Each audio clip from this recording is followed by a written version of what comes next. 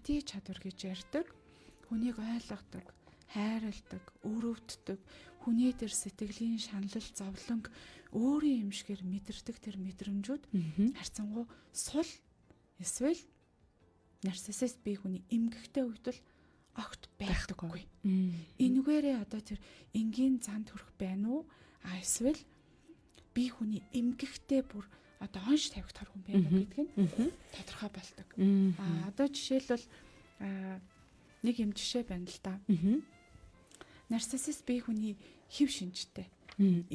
Зан төрхтэй гэхдээ арайч өвчин болоогүй хүмүүс л хүнд тохиолдсон дэр уу гашуу зовлон зүдгүүрийг бол нэг 30-40% та мэдэрнэ, ойлгоно, хөөрхий хэцүү байгаах гин. Гэхдээ яг хэвийн зан төрхтэй хүнийг бодох юм бол сул мэдэрнэ гэсэн үг.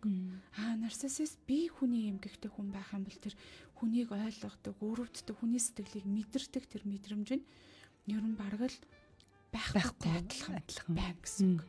Гэхдээ нарциссист хүмүүс маань маш оюуны чадвар ер нь өндөртэй. Дундаж оюуны чадвартай хүмүүсийг бодох юм бол 10-20%-аар IQ өндөртэй байдаг учраас хүн зовхоороо, хүнийг өрөвдөхөөрөө, шаналлахаараа ямар нүүрний илрэл гаргадаг юм, ямар үг хэлдэг юм, яаж ойлгож байгаа юм шиг тийм биеийн хилэмж үзүүлдэг юм гэдгийг маш сайн хүнд мэдэгдэмгүйгээр тийм жүжиглэж дүрс гэж харуулах боломжтой байдаг. Яг л тэр хүнийг ойлгоод байгаа юм шиг, өрөвдөөд хайрлаад байгаа юм шиг тийм хинч одоо хууртахаар тийм дүр сайнс гэж чаддаг хүмүүс байдаг. За энэ эмпати чадвар дээр юм ялгаа гардаг бахан. Дараа нь нарциссист хүмүүс бол хүлээн зөвшөөрөгдөх хэрэгцээ гэдэг зүйл бол хамгийн чухал. Энэ хүлээн зөвшөөрөгдөх хэрэгцээ гэдэг маань тэр хүний хүмүүс дандаа магтчих хэвээр. Мундаг хүн гэдгийг нь бүхий л таньдаг хүмүүс нь хүлээн зөвшөөрөх хэрэгтэй. Тэгээд хэлж яах хэрэгтэй. Ямар мундаг юм бэ? Ямар хөөрхөн юм бэ? Ямар авьяастай юм бэ? Ямар мундаг чадвартай юм бэ гэдгийг нь байнга сануулж хэлж байх ёстой. Бусдын магтаал их байх тусам тэр хүний өөрийгөө үнэлэх үнэлэмж эго өгсөн. Нэг хэрэгцээ нах нь шүү дээ. Хэрэгцээ хангагдана. Тэрний төлөө л тэр хүн нэг бол одоо өндөр зэрэг цалтай болох гэж маш их хичээж чармаана. Нэг бол гоо үзэсгэлэндээ болох гэж төгс гоо үзэсгэлэнгийн төлөө маш их хичээнэ. Нэг бол авьяастай мундаг хүн үнэлэгддэг бол маш авьяастай алдар нэртэй хүн болох гэж хичээнэ. Хэрвээ тэр чадварууд нь байхгүй бол тэр мундаг чадвартай хүмүүсээр өөрийгөө хүрээлүүлж найзын ихнэр нөхрөө хүртэл мундаг хүнээр сонгож тэр хүний тусламжтайгаар бусдын анхаарлыг өөр дээрээ татаж гайхширлыг нь татах тийм хэрэгцээтэй байдаг. Хүндэл ер нь таалагдах маш их хэрэгцээ ихтэй байдаг. Дээрэс нь өөртөө шүүмжлэлтэй хандах чадвар маш сул. Энэ нь юу гэсэн үг вэ гэхээр шүүмжлэлт маш мэдрэг. Энэ дээр ер нь хүлээж авах дурггүй. Энэн дээр бол яг нөгөө нарциссист зан төрхтэй хүн юм уу? Эсвэл нарциссист бүр эмгэгтэй хүн юм уу гэдэг ялгаа бас айгу тод ажиглагддаг. Түрүүн эмпати дээр бол тод байсан шүү тий. Хоёр дахь нь өөртөө шүүмжлэлтэй хандах чадвар. Бид нэр хүн юм чинь хаяа алдаа гаргах, тооцоололгүйгээр буруу үг, буруу үйлдэл хийх тохиолдол гардаг шүү дээ. Тэрийг маань хин нэгэн бидэнд сануулах юм бол чи энэ дээр жахан буруу асуудал гаргацсан байна. Буруу хандсан байна. Чи дараагийн удаа анхаараарай гэд хэлэх юм бол нөгөө нарциссист хэв шинжтэй хүн бол 30-40%-аар гэсэн хүлээж авна. Дотроо за тийм байна. Би энэ дээр алдаа гаргасан. Зан төрхтэй хүн бол. Тий. Гэхдээ нүүрэн дээрээ ил гарахгүй. Яаж ийж гаад өөр дээрээ ямар нэг байдлаар нэгч ширхэгч буруу авахгүй. Хэр халдаахгүй гэж хүмүүс ярьдаг. Яг би асуудал гаргасан байж болно. Гэхдээ тэр тэгсэн болохоор ийм асуудал болсон болохоор тэрнээс болоод л би ийм юм гаргачлаа. Шалтгаан тавьчихад байгаа юм шиг үү? Явж миний энэ гаргасан алдаа бол надаас шалтгаалсан биш. Бусдаас шалтгаалсан алдаа юм аа. Инкээс аргагүй байлаа гэдэг хандлага нүүрэн дээрээ гаргана. Зан төрхтэй хүн бол. Сэтгэлийнхаа гүнд бол тийм би энэ дээр асуудал гаргасан байх шүү гэдгийг багхан ч гэсэн хүлэн зөвшөөрнө. Яг үнэ. Нөгөө бие хүний эмгэгтэй хүнд бол дотрооч гаднаач өөрийнхөө бурууг огтоосон хүлэн зөвшөөрөхгүй. Над шиг өөсөвгүй алдаа гаргадаг. Бүр тэгтээ дотроо ч яг жинкнээсээ тэгж бодох нь шүү, тийм. Яг жинкнээсээ тэгж бодно. Одоо ингээд сэтгэл зүйчдэр ч юм уу сэтгэл засал жимчдэр ирээл үйлчлүүлэгч нар маань жинхэнэ өөрийнхөө бодит байдлыг ярьдаг шүү дээ. Ажлынхандаа, найзуудтай, эхнэр нөхөртөө арай нэг өөр зарим нэг бодит байдлыг мууж дарагдуулсан, өөрчилсөн байдалтайгаар илэрхийлдэг бол яг сэтгэл зүйчдэр ирэхээр чин сэтгэлийнхаа асуудлыг бүр жинхэнэ байгаа байдлаар нь хуваалцдаг. Тэгээд нарциссист төв шинжтэй хүмүүсийг анзаархад үнэхээр яагаад ч тэр үед ч гарч ирэхгүй. Тийм ээ. Тэг миний буруу байгаагүй. Буруу гэж хүмүүс хэлээд байгаамаа. Гэтэ надад бол одоо үнэхээр буруу байхгүй юу гэдэг хандлага гаргадаг. Ямар ч аргаар одоо зураад, бичээд, тайлбарлаад, тал талаас нь ухуулж тайлбарлсан ч нарциссист бие хүний эмгэгтэй хүн бол за тийм байна гэдэг шийдэлт бол хүрдэггүй. Энэгээр ялгаатай. Тэгэхээр одоо зан төрөх байх, бие хүний эмгэг байх гэдгийг бол та ерөнхийдөө бол мэржлийн хүн дээр ирээл ялгана гэж штэ тий. Одоо нэг ийм нарциссист гэдэг одоо өөртөө дурлсан хүн өөрийгөө хит ихтэй үйлэгдэг нэг ийм бас төгс рүү тэмүүлдэг юм шиг тий. Ийм байх ёстой гэд тий. Тэгвэл энэ хүмүүсийг нэг хоёр төрлийн хүнтэй андуурч бас ойлголт явах боломжтой байна хүмүүсийн дунд. За одоо жишээлбэл нэг өөртөө хайртай хүмүүс байна шүү дээ. Өөрийгөө хайрлах ёстой. Нэгдүгээрт өөрийгөө тавих ёстой тий. Өөрийгөө хайрлаж бусдыг ингээ хайрлна энэ төр гэдэг ч юм уу тий. За тэгэл нөгөө селф кэр явдаг ч юм уу.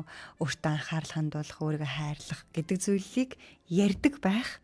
Харин яг нарциссист буюу яг өөртөө хайртай байх хоёрын одоо ялгаа нь саяны зан төрхөөр мэдэгдэх нь үү? Тий. Өөртөө хайртай хүн бол өөрийгөө ч хайрлна. Бусдыг ч хайрлна. Өөртөө ч сэтгэл гаргана. Бусдыг ч ойлгож, бусдад чин сэтгэлээсээ хандна. Харин нарциссист одоо зан төрхтэй эсвэл эмгэгтэй хүмүүс бол бусдад таалагдахын тулд, бусдаас магтаал сонсохын тулд бусдад сайхан зан гаргана. Бусдад туслана. Бусдыг дэмжинэ. Тэр хүнийг гэдэг биш. Сайн хүн гэж бодоосай. Намайг үнэлдэг үнэлэмж нь дээшлээсээ би юм шүтгдээсээ ямар ховор хүн бэ гэж намайг хараасай гэсэн бишрүүлмээр байна шүү дээ тий. Санагддаг. Тэгэхээр нарциссист хүн бол өөрийгөө л хайрлана гэсэн үг. Дээрэс нь тэр нэг өөрийгөө одоо хайрлах ёстой, өөрийгөө анхаарах ёстой гэдэг хүмүүс маань бол насан туршныхаа дараа амьдралын утга учирыг ойлгосныхаа дараа ер нь өөрийгөө хайрлаж анхаарч эхэлдэг л дээ. Ихэвчлэн. Нарциссист бие хүний эмгэгтэй онш тавигдахаар төрлийн хүмүүс маань бол ер нь төрөлхийн шинж чанартай гэж үздэг шүү. Түрүүн ярьсанчлан бүр ээжийн гэснээсээ төрөхдөө л тархины бүтэц цусан хангамж үйл ажиллагаа арай л бусдаас өөр. Тархиныг одоо их тархийг маань 5 хэсэгт хувадаг. Тийм. Тархины хамгийн одоо урт хэсэг буюу духны хэсэг. Энэ духны хэсэг дээр нөгөө эмпати чадварыг хариуцдаг хэсэг байдаг. Хүнийг ойлгодог, хайрладаг, гүрвддэг. Нөгөө хүнлэг сайхан сэтгэлийг чинь тархины духны хэсэг хариуцдаг юм байна л да. Тэр дундаа тархины саарал бодис гэдэг зүйл дээр энэ хүнлэг сэтгэл гэдэг зүйл чинь үүсдэг. Тэр саарал бодисын одоо зузаан нарциссист хүмүүсийн хувьд бол эрүүл тархитай хүнийг бодох юм бол бага. Зузаан нь илүү бага байдаг. Нэмгэн байдаг гэсэн үг тийм. Дээрээс нь тэр тархины бас дулаан, цусан хангамжийг үздэг шинжилгээгээр үзэхэд эрүүл тархитай хүний одоо эрүүл зан төрхтэй хүний духны хэсэг хамгийн их цусан хангамж өндөртэй. Улаан өнгөтэй байдаг бол нарциссист бие хүний эмгэгтэй хүний хувьд бол духны хэсэг хүйтэн зон буюу цусан хангамж харьцангуй багатай, идэвхжил султай байдаг. Тэгэхээр энэ зөвхөн сэтгэл зүйн асуудал биш. Бүр одоо анатом, физиолог, бүр бие махбодын үндэс суурин дээр үүссэн бүр төрөлхийн зан төрхийн өөрчлөлт байдаг. Тэгэхээр ер нь бол ихэвчлэн хүүхэд наснаас, ялангуяа өсвөр наснаас тэр нарциссист бие хүний эмгэг бол аль хэдийнэ анзаарагдаад мэдэгдээд эхэлсэн байдаг байна. Хүүхэд байхаас л мэдэгддэг. За дараагийн нарциссист хэв шинж буюу нарциссист зан төрх гэж яриад байна. Энэ бол байж болно гэж үздэг шүү. Тийм. Байж болно. Ер нь 10 хүн тутмын 3 нь нарциссист зан төрхтэй байдаг гэсэн судалгаа байна. Энийг бол эмгэг, өвчтэй, асуудалтай, эмчлүүлэх шаардлагатай хүн гэж үзэхгүй. Байдаг л одоо 8 хэлбэрийн зан төрхийн нэг юм. Тийм. Гэхдээ энэ зан төрх бол төрөлхийн гэхээсээ илүү яг эд төлөвшдөг үед нь нөгөө гэр бүлийн орчин, сургууль, анги хамт олонны орчин тэр өссөн байр байдлаас болоод тэр хүн маань нарциссист хэв шинжийн юм зан төрхтэй болдог. Ямар хүн бэ гэхээр хөвчлэн дутуу, дулмиг, шавдарлагдсан, ганцаардсан, дорд үзэгдсэн, үл тоогдсон байдлыг гэр бүлээсээ анги хамт олноосоо мэдэрсэн хүмүүс том болоод ирэхээрээ ахиж хизээж хинийдч дорохгүй, хинт ч дийлдэхгүй. Хүн харахад өөртөө маш ихтгэлтэй, хинт ч дийлдэхэргүй төгс хүн болъё л доо. Ахиж би хизээж тэр дорд үзэгдсэн, доогор үнэлэгдсэн, шовдрлогдсон мэдрэмж аммааргүй байна. Зөв. Гэдэг хандлагаар нарциссист зан төрх төлөвшөх магадaltaй байдаг. Бас нөгөө эцэгчүүд нөгөө хүүхдтэй ямар шаардлага тавьж гин, яаж хандж гин гэдгээс та нөгөө орчин нөхцлөөс болно гэсэн ч тийм. Тэгээ бас нэг ийм тохиолдол байх боломжтой гэж бичсэн байдаг. Нөгөө хүүхдээ нөгөө хит дахин шүтэх одоо хэлбрээс бас энэ нарциссист зан төрх бол бас үүсэх боломжтой байдаг шүү гэд. Тэгэхээр нөгөө биел ингээд гой сайхныг хүртэх, биел тэр урамшуулал одоо тэр магтаалыг хүртэх одоо биел чухал гэд нэг юм анхаарлыг ингээд хит их хүсэмжилдэг зан төрх гэх юм уу. Тэгэхдээ таны хэлж байгаагаар энэ зан төрхтэй хүмүүс бидний дунд байгаа. Харин их бага хэмжээг нь ярих нь шүү дээ тий. Тодорхой хэмжээнд өөрийгөө бас мэдчихээн үү үгүй юу гэдэг бас нэг асуудал гарч ирэх нь байна тий. Тэгэнгүүт одоо нөгөө би түрүүн таныг нөгөө энэ бол нэг 10 хүн тутмын 3-т нь байгаа шүү гэсэн чинь би бас таныг ярьж байхдаа энэ хэсгэлсэн байхгүй юу. Яа тэгэхээр ингээд заримдаа ингээд хитрхи их сонсоод хитрхи их уншаад ингээд судлаад ирэхээр нэг юм би ч юм шиг санагдана. Нэг тийм юм ингээд харагддаг. Ер нь бас би байж болох ч юм уу гэмээр те. Заримдаа бас би ингэдэгч билүү гэж бодогдмоор ч юм шиг те. Тэгэхээр хүмүүс маань энэ зүйл яг ямар байдгийн харилцаан дээр яаж илэрдгийг гэдг нь бас илүү одоо мэддэг болох нэг чухал юм болов. Тэгээд өөрөө хэрвээ байгаа гэж бодож ивэл магадгүй тэрийг нөгөө сайжруулах те. За би жоохон ингэх гээд байдаг шүү гэд өөрчлөх ч юм уу. Тийм арга замыг манай сонсогч илүү хайгаасаа гэж хүсэж байгаа. Түүнээс биш хин нэгнийг бодож олоод тэр яг муу юм бэ штэ гэл те. Тэгэл тэр хүнийг буруутгах гээд байгаа ч юм уу те. Тэгэл ингэсэн юм байна гэдэг зүйлийг зайлсхийгээсэй гэж бодож байгаа юм. Тэгэхээр зан төрх гэдэг байдал нь за эмгэг гэдгийг нь одоо сонсчлоо. Тэр бүр сэтгэл зүйн асуудал ч биш юм байна. Тэр бүр сэтгцийн асуудал юм байна те. Тийм шүү. Тэр бүр ингээд тархитай холбоотой өөрчлөлт юм байна. Тэгвэл хоёлаа ингээд амьдралд арай илүү их тохиолддог зан төрх рүү ингээд орвол харилцаан дээр яг яаж илрээд идэх юм бол яагаад хүмүүс энэний нөгөө хохирогч гэж одоо хэлэх юм уу да эрүүл бас харилцааны одоо мэдрэн гэдэг нь яагаад энэ зан төрхтэй хүмүүсээс ийм зүйлийг мэдрэх болж байгаа юм бол гэдгийг тайлбарлая. Ер нь нарциссист тип шинжтэй хүмүүсийг бас энгийнээр тодорхойлох юм бол эго хит өндөртэй хүмүүс гэж тодорхойлж болох юм. Эго бол хүнд байх ёстой. Бидний өөртөө ихтэй байдал хүн бол өөртөө ихтэй байх ёстой. Өөрийгөө болгоно, чадна, мэддэг гэдэгт ихтэй байх ёстой. Гэхдээ бодит үндэслэлтэйгээр хүн өөртөө ихтэй байдаг. Би үнэхээр энийг өмнө чадсан болохоор, болгоцсон болохоор би чаднаа, болгоно гэдэг ихтэй. Тэр нарциссист хэлбэрийн хит эгоист төрлийн зан төрх нь болохоор ямар нэгэн бодиттой үндэслэл байхгүй. Уул нь яг 10 хүн байлаа гэхэд нэг төрлийн ажил хийдэг 10 хүн байлаа гэхэд харуулаад адилхан ажлыг нугалж байгаа, адилхан ажлыг хийж байгаа, төстэй, чадвартай бүгдээрээ л хичээж байгаа. Тэгтэл нарциссист хүн бол би бусдаас илүү хичээж байна. Би энийг авч явж байна. Би мундаг болохоор та нар намайг хүлээн зөвшөөрч гэдэг шударга биш хандлагуудыг хүмүүст тулгадаг. Хэрвээ тэр хүнийг хүссэн шиг ингээд тийм ээ чи ястаа хамгийн мундагэн шүү гэдэг магтахгүй бол их тийм агрессив, төрөмгийн, уцаартай, хүний сэтгэлд тийм гимтэхээр үг үйлдэл гаргадаг, хүн хоорондын харилцааг тийм сайхан мэдрэмжийг өрнө алга болгочих гээд байдаг төрлийн хүн байдаг. Шударга бишээр өөрийгөө хэд өндөрт үнэлэхийг ямар ч хүн хараад бол таатай мэдрэмж авахгүй. Үнэхээр тэр хүн чадвартай, чансаатай, үнэхээр мундаг хүн байвал бид нэр бишрэн, шүтэн, тэр хүнээс үлгэр дуурайлал аавн шүү дээ. Шударга бишээр өөртөө хит их ихтгэлтэй байдаг. Дээрэс нь үнэн бодтой шүүмжлэлд маш айхтар, эвгүй, урт авцаартай реакц үзүүлдэг. Хариу үйлдэл үзүүлдэг.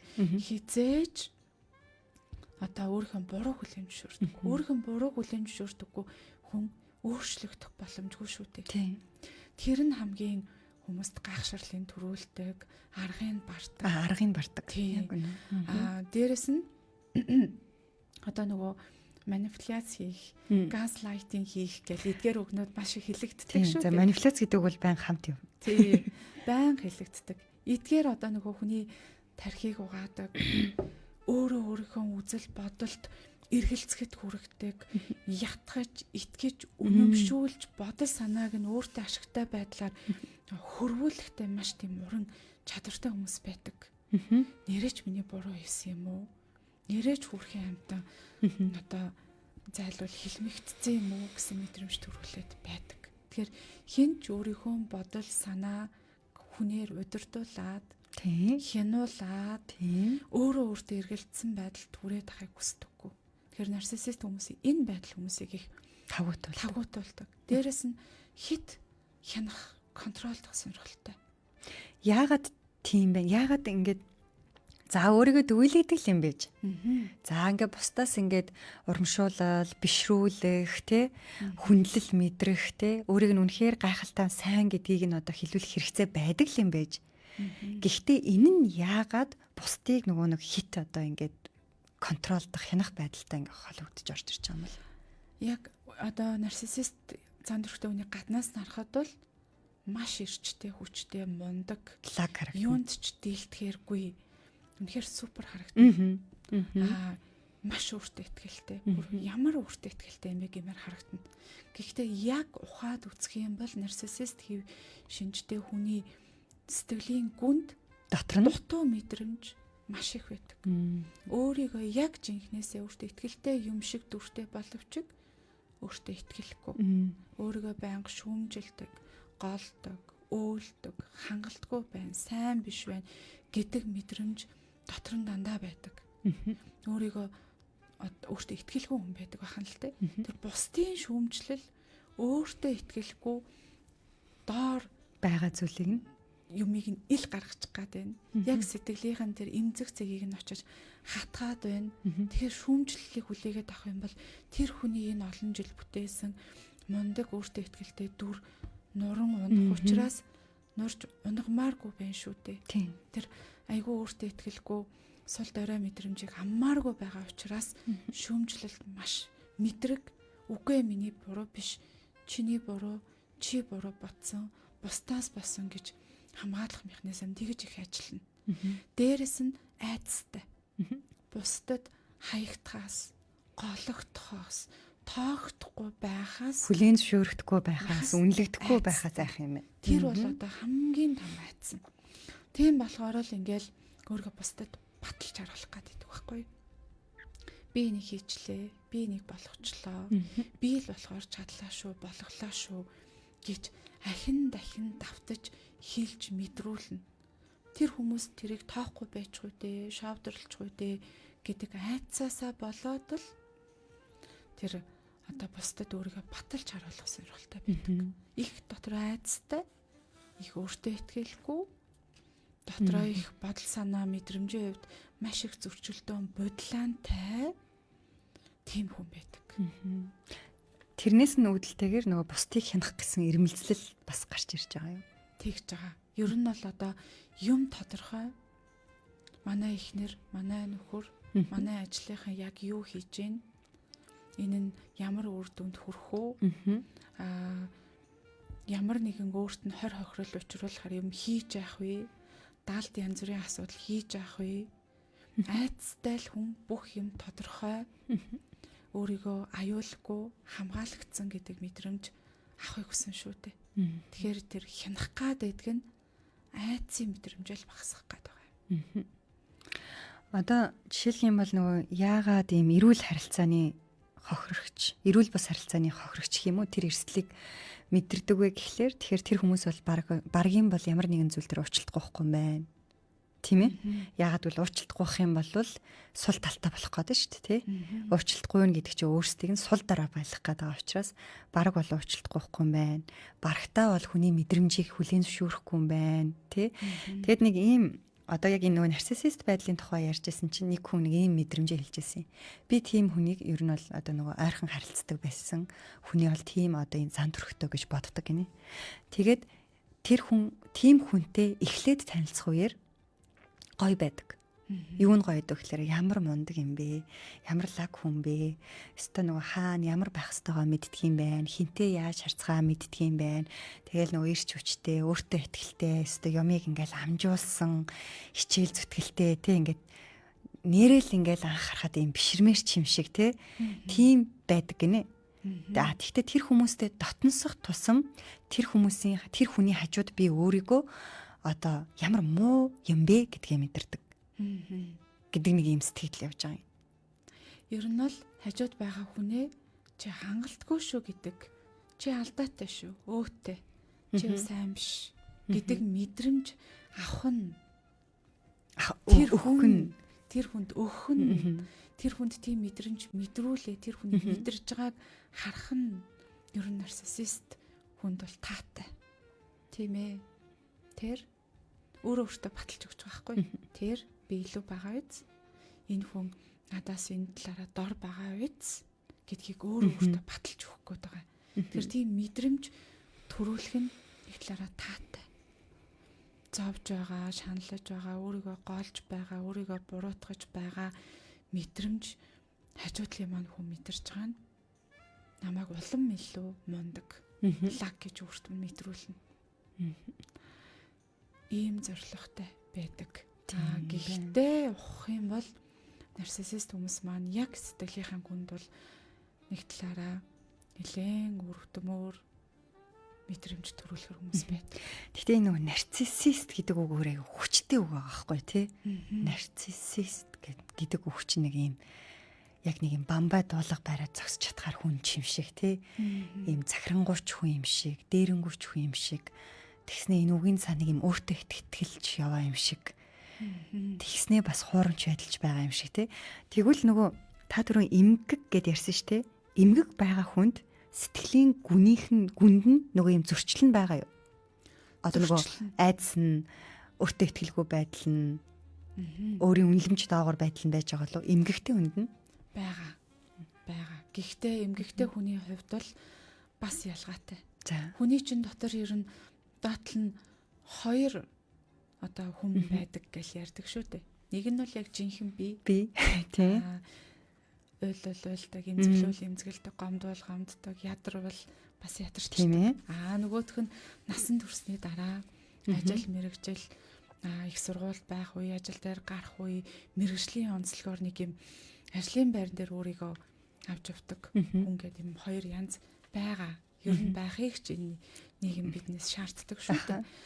Дотор гадна хоёроор ч юм. Нарциссист зан төрхтэй хүн бол миний яг сэтгэлийн гүнд бол өөртөө итгэлгүй хүн байдаг юм аа гэдгийг мэддэг. Тийм ээ байдаг. Гэтэ би энийг мэдэрмээргүй байдаг юм аа. Бусдаас нуумаар байдаг.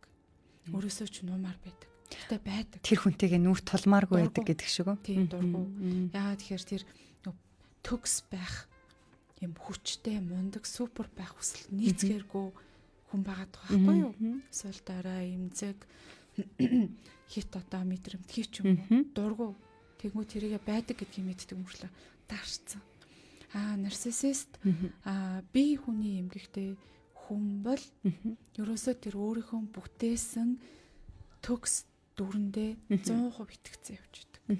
Тэр дотор одоо ийм нэг жинхэнэ бие гэдэг хүн байдаг. Хүн чинь бол ийм байх ёстой юм шүү дээ гэдэг тийм зүр одоо мэдрэмж багтай жинхэнэ өөрийгөө мэдэхгүй би угаасаа л юм төгс төгөлдөр гэдэгтээ 100% итгэцэн. Гэхдээ дотор багхан ч гэсэн яг хөө мэдрэмж байдаг. Одоо байдаг. Би маш өөртөө итгэлтэй гэж. Эмэгтэй байсан ч дотроо тийм зөрчлийн мэдрэмжтэй байх нь байна тий. Тэгтээ багхан. Тэгтээ баг. Зан төрхтэй хүн бол арай их байх боломжтой байна тий. Дотроо их бодлоонтай би хин нэгэн сэтгэл зүйчээр ч юм уу эмчээр ч юм уу хилүүлэхгүйгээр ер нь бол өөргөө гадралцсан ирдэг. Өөртөө шүмжлэлт хандах чадвар байгаад байна шүү дээ. Тийм. Миний нэг гаргаж байгаа хандлага энэ байр байдал нэг л өөр байгаад гэж ирнэ. Та тэгэхээр таарлаж байсан юм бэ? Таарлцчихсан. Яг би хүний эмгэгтэй хүн бол өөрөө ирэхгүй. Ирсэн ч миний зан төрх юм байна гэж ирэхгүй. Эмэгтэй хүн бол угаасаа бүр ямар ч гадралгачгүй юм байна, хүлэн зөвшөөрөхгүй юм байна, мэдгчгүй юм байна. Мэдгчгүй юм байна. Тийм юм байна. Тэгээд та ийм байх шиг байна да. Та үнэхээр өөртөө итгэлтэй юу? Энэ ийм анзаарэгдэж байна гэд хэлэхээр нэрээ тийм ч юм уу гэж багхан анзаарч эхэлнэ. Гэтэ тэрийг хүлээн зөвшөөрдөг. Хамгийн гол ялгаатай зүйл бол тэр эмпати чадвар болон өөртөө шүүмжлэлтэй хандах чадвар хоёр тийм багч гисэн байна уу эсвэл бүр ор тас байдаггүй юм байна уу? Тэрнгээр их ялгаатай. Би хүний эмгэгтэй хүмүүс нь бүр онш тавигдахар хүмүүс нь бол хайрцангуй цөөхөн шүү дээ. Цөөхөн. Би тэр зан төрхийн өрмөц содон байдал буюу нарциссист зан төрхтэй хүмүүс л түр хэлсэнчлэн 10 хүний 3 нь байдгаа. Байж болноо гэж үздэг. За тийм эмгэгтэй байлаа. Тэгээд тархин өөрчлөлттэй байгаа. За ховор тохиолддог гэж юм. Гэхдээ бас зарим сонсогчд маань сонирхолтой байж магадгүй. Ер нь хүн төрөлхтний нэг юм хүсч идэг зүйл нь юм өөрчлөгдөх болов гэдэг юм найдварын бодол байдаг шүү дээ, тий. Тэгвэл тийм эмгэгтэй хүмүүс өөрсдөө анзаардагчгүй, мэддэгчгүй, барагтаал ирдэггүй юм бол тэр хүмүүсийг ер нь яаж амжилт юм бэ? Тэр хүмүүс ирэхгүй бол эмчлэгдэхгүй юм биш үү гэдэг нэг юм гарч ирэх юм шүү дээ. Ер нь нарциссист би хүний эмгэгтэй хүмүүс эмчлэгдэх хувь ер харьцангуй бага байдаг. Ямар ч мундаг одоо сэтгэл зүйч эмч байсан эмчлэх гэж нилээн одоо чадал чансаа шавхдаг гэсэн үг. Өөрийнхөө асуудлыг, буруутай үйлдэлийг, буруутай зан аашийг хүлээн зөвшөөрж байгаа. Тийм байна гэдгийг хүлээн зөвшөөрсөн хүн л өөрчлөгдөн шүү дээ. Харин тийм. Хүлээн зөвшөөрөхгүй байдаг. Хүлээн зөвшөөрнө гэдэг нь тэр хүний энэ 20, 30 жил, 40, 50 жил амьдэрсэн амьдралынх нь утга учирыг тэр чигээр нь өгөө хийх гээд байдаг учраас ихэвчлэн хүлээн зөвшөөрдөггүй. Хин тэр хүнийг шүүмжлэнэ үү? Хин тэр хүний эмзэг цэгийг очиж хатгана уу? Тэр сэтгэл зүйч эмчтэр ахиж ирэхгүй байх магадлалтай. Хин тэр хүнийг магтж гин ямар мундаг юм бэ та гэж гин тэр хүн дээр дахин ирдэг. Эмчлэгдэх боломжтой хүмүүс нь гэх юм бол хин нэгний албан шаардлагаар ирээгүй үнэхээр өөрийнхөө асуудалтай гэдгийг амьдралын бүр ингээд маш том зүйлээр мэдэрсэн. Үнэхээр л би өстэй яалтчгүй гарцаагүйгээр би асуудалтай байна биш юм байна гэдэг. Тий. Би биш юм байна шүү гэдгээ бүр гарцаагүй байдалд мэдэрсэн. Үнэхээр хүсээд өөрчлөгдөе гэд чин сэтгэлээсээ хүсээд ирсэн хүмүүс нэлээд хідэн сар жилийн хугацааны ярилцах эмчилгээ буюу сэтгэл засал эмчилгээгээр багахан өөрчлөгддөг. Гэхдээ 25 нас гэхэд бидний тархины хөгжил гүйцэтгэв. Тэрнээс цааш бидний тархи өөрчлөгдөхгүй хөгжихгүй. Дээрэс нь бидний сэтгэл зүйч гэсэн 25 наснд яг төлөвшөж дуусна. Тэрнээс хойш бидний төрлөх зан ааш, хандлага тогтно. Өөрчлөгдөх боломжгүй. Тэгээ хүмүүс хэлтгэлдээ манай нөхөр яалтчгүй нарциссист одоо хэв шинжтэй хүн, зан төрхтэй хүн. тий, маш их харддаг. Бүх юм дээр хяналттай байдаг. Мөнгө төгрөг, миний хин рүү юу гэж ярих уу, ямар мессеж ичх үү, гадагшаа гарах уу, орох уу, хитэн цагт ирэх үү, хитэн цагт юу идэх үү, юу өмсөж гарах уу гэд бүх юмыг маань контролддог. Энэ байдлыг би тэгсээд төвчээд зөндөө олон жил боллоо. Уйлж үтсэн, учирлаж үтсэн, уурлаж үтсэн, эцэг ихээр нь хилүүлж үзлээ, сэтгэл зүйчдээр аваачж үзлээ. Үнэхээр өөрчлөгдөхгүй байна. Энэ юу н өөрчлөгддөг юм уу гэдэг асуултад зөндөө үйлчлүүлэгч нараас ирдэг. 30-аас дээш наснд л өөрчлөгдөх магадлал барагтай л байхгүй. Гэхдээ хүн өөрийгөө одоо би үнэхээр асуудалтай байна. Надад асуудал байна. Би ингээд өөрчлөгдөх ёстой байна гэдэг нэг ойлголт ухамсар байгаа болвол их цөөхөн хувь нь байх нь их цөөхөн болохоос биш боломж бол байгаа. Боломж бол байгаа. Тийм өөрөө хин нэгний ятгалгаар биш. Үнэхээр өөрийгөө ухамсарлаад чин сэтгэлээсээ хүсэх юм бол эмчлэгдэх боломжтой. Гэхдээ ор үндэсгүй алга болохгүй илэрч байгаа хувь нь буурна. Өөрхөн зан төрх төр сэтгэл зүйн төсөлмжтэй зохицуулалт менеж хийж өөрхөн бодол гаргаж байгаа хандлага зан аашаа удирдах сурна. Түүнээс биш бол тис өөр хүн болчихно гэж бол байхгүй. За тэгвэл эмэгтэй хүмүүс бол маш ховор юм байна. За таарлах нь ч гэсэндээ та бага байсан юм байна. Тэгвэл одоо зан төрхтэй хүмүүс бол олон байгаа. Энэ хүмүүсээс өөрийнхөө сэтгэл зүг яаж хамгаалах боломжтой вэ? Өөрөөр хэлэх юм бол тэр хүмүүсээ яаж таниад өөрөө одоо юм хил хязгаар гэдэг зүйлийг тавих вэ? Жишээлх юм бол одоо ингээл харилцаан дээр ямар нэгэн зөрчил ч юм уу асуудал гарахаар чиний л буруу. Би ингэж бодож исэн энэ миний зүв байсан тий. Одоо ингээ өөрийнхөө зүв гэдэгт итгүүлэх гэж оролдоно нөгөө манипуляцийн. За тэгэл чамайг ямар арчаагүй хүн бэ гэдгийг чинь тодтох нь тий. Тэгэнгүүт ингээд энэ зүйлийн товтлогоонд өртөх хүмүүс бол одоо босож ирэх хэрэггүй гэх юм уу да тухайн үедээ ингээд унах боломжтой шүү дээ. За надаас болсон юм байна. Би хинч биш юм байна. Миний л буруу юм байна. Би л тэр үед тийх ёсгүй байсан юм байна. Гэт нөгөө одоо сэтгэл зүйн хувьд одоо нөгөө дархлаагүй болж эхэлж штэ тий уналтанд орно штэ.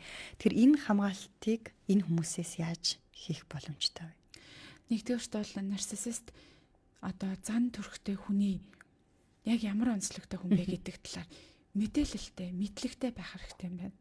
Нүүрэн дээрээ маш их өөртөө ихтгэлтэй, бардам, өөрийгөө хамгаалсан, өөртөө огтоосон хэр халтаахгүй төгс юм шиг боловч тэр хүний дотор өөрийгөө их голсон, өөсөн, дутуу үнэлсэн, байгаа юмдаа сэтгэл дундуур илүү ихийг хүсдэг тийм дутуу мэдрэмж өндөртэй юм байна. Өөртөө их итгэлгүй юм байна. Тэгээд дээрэс нь хин нэгэнд гологдох вэ, хаягдах вэ гэсэн тийм айцтай хүн байдаг юм байна. Тэр одоо өөртөө ихтгэлтэй дүр шигээ тийм байдаггүй юм байна. Дотроо байдаггүй байхгүй юу? Тэгэхээр тэр хүнээс баг одоо сэтгэлийн хямрал авъя гэх юм бол нэгдүгээрт хинбэ гэдгийг дотроо ямар мэдрэмжтэй байдгүй гэдгийг мэдэх хэрэгтэй. Дараа нь эмзэг цэг буюу тэр хүнийг шүүмжлэх, дутуу дулимгийг нь алдааг нь оноог нь яг тэр одоо хүний эмзэг дутуу мэдрэмжийг нь очиж хатгаж хөндөх тусам хамгаалах механизм улам чангар нь улам хүчтэй болно. Ямар нэг аргаар тэр өөрийнх нь эмзэг цэгийг олоо мэдсэн. Дутагдлыг нь олоо мэдсэн.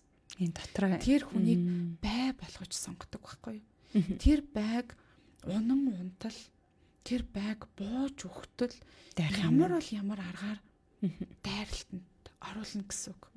Тэр дайралтаар хин сэтгэлийн хямрал ах уу гэхээр нөгөө энгийн зан төрхтэй, сэтгэлийн мэдрэмж өндөртэй, гомддог, шаналдаг тэр сэтгэлтэй хүн нь зовж шаналж үлдэнэ. Нарциссист тип жин зан төрхтэй хүнд бол тэр шаналлах, зовох мэдрэмж харьцангуй бага байдаг учраас тэр хүн хоорондын харилцааны маргаан зүрхлэх нь угаасаа зовох нь харьцангуй бага байхгүй юу? Тэгэхээр бай бити болж сонгогдорой гэж зөвлөмөр байна. Тэр хүний алдаа дутагдлыг олж харж хэллээгээд хүлээн зөвшөөрөхгүй. засар магадлал багтай. Тэр өөрийгөө хамгаалахын тулд таныг ямар ч байдалд ямар ч сэтгэл зүйн хямралд оруулах тийм оюун ухааны чадвар тэр хүнд байгаа. Аль талаар нь энэ хүнийг унахчиж болох юм, аль нь эмзэг цэг гэдгийг олчихно. Тэгэхээр шүүмжлэл харьцангуй багтай. Тэр хүний хүсээд байгаа тэр одоо нийгэмд үзүүлдэг айгүй өөртөө ихтэй мунд супер дүрийг нь дэмжсэн, магтсан, сайшаасан тийм мундаг юм аа. Үнэхээр чи супер шүү гэдэг хандлагатай байх юм бол тэр хүнээс эрэхтэй харилт сэтгэлийн гэмтэл харьцангуй багтай байна. Тэр хяналтыг одоо яг ямар юм бэ? Хяналт гэдэг зүйл чинь бас дагаа явж байгаа шүү дээ, тий. Өөрийнхөө хяналтанд байлгах гэсэн хүсэл эрмэлзэл байгаа даа шүү. Айдас үсэж байна, тий. Айдас яагаад үсэж байна гэхээр тэр хүн надтай хамт байх уу, байхгүй юу гэдэг нь тодорхойгүй нөхцөл байдалд үсээд байгаа байхгүй юу? Одоо магадгүй тэр нөхөр тухайн нарциссист занурхтай эмэгтэй те цаашдаа амьдрах гээд байгаа ч юм шиг амьдрахгүй ч юм шиг надад яг 100% хайртай, намайг дахиж шүтдэг, биширдэг, намайг хайрладаг гэдэг юм 100% баталгаа байхгүй учраас айдас үсээд хит контролдож байгаа. Тэгэхээр нөгөө магтаал чамаа би 100% хүлээмжшүүлдэг, шүтдэг, биширдэг, чамаас өөр хэнийг ч хардаггүй, чи үнэхээр онцгой садан хүй юм аа гэдгийг нь батлаад 100% баталгаатай сэтгэлд нь тултал мэдрүүлчих юм бол тэр хүний контрол харьцангуй сулрна. Яа тэгвэл нөгөө айдсан багсаж байгаа болохоор одоо тэгээ дандаа магтаад иж бас болохгүй хүн байнаас юм шүүмжлэл хэлэх үе гарна шүү дээ. Шүүмжлэлээ шууд байдлаар биш магтангаа араас нь шүүмжлэлээ хэлдэг аргыг бас хэрэглэх зохимжтой. Ингэчүүл бүр гэдэг. Тий. Бүр сайжрах юм байна. Би чамааг бол маш ухаантай хүн гэж боддог. Үнэхээр ухаантай. Ямар ухаантай хүн бэ гэж бол үнэхээр биширдэг шүү. Гэтэ чи хаяа ийм асуудлууд гарах юм аа. Чам шиг ийм ухаантай хүнээс гарахааргүй асуудал гараад ах юм. Энд дээр нэг бодоод үзээч гэж хэлэх юм бол нөгөө ухаантай гэд хүлээмжшүүрэгдсэн магтуулсан хүн чинь нөгөө шүүмжлэлийг бас шууд эсэргүүцэж хамгаалт хийдэггүй. Шууд шүүмжлэл дээр хамгаалдаг.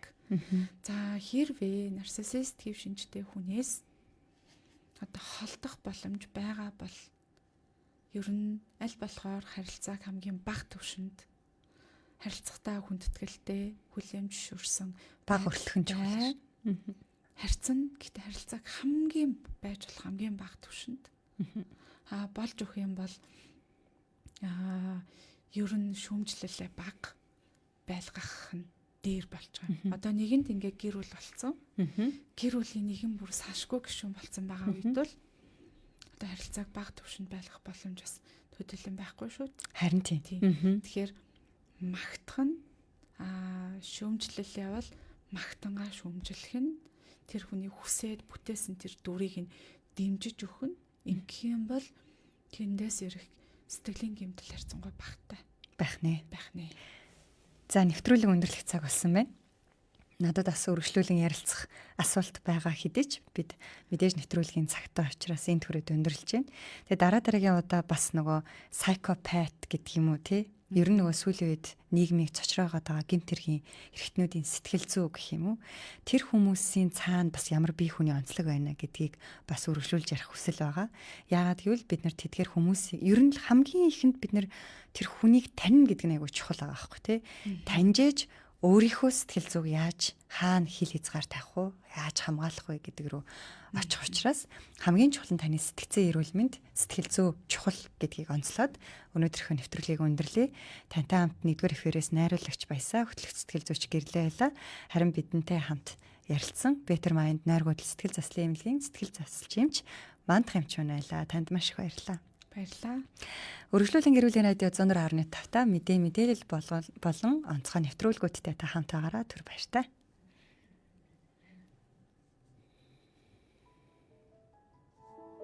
Эерэг, гэгээлэг, сайхан, боломж, эдгээр үгс тархинд юу бүтээдэг гэж үзэл бодлоо өөрчлөх хүчийг бүтээдэг. Сэтгэлийн эрүүл мэндэд тань анхааран туслах, амьдралын мөчийг нэвтрүүлэг эхэлж байна.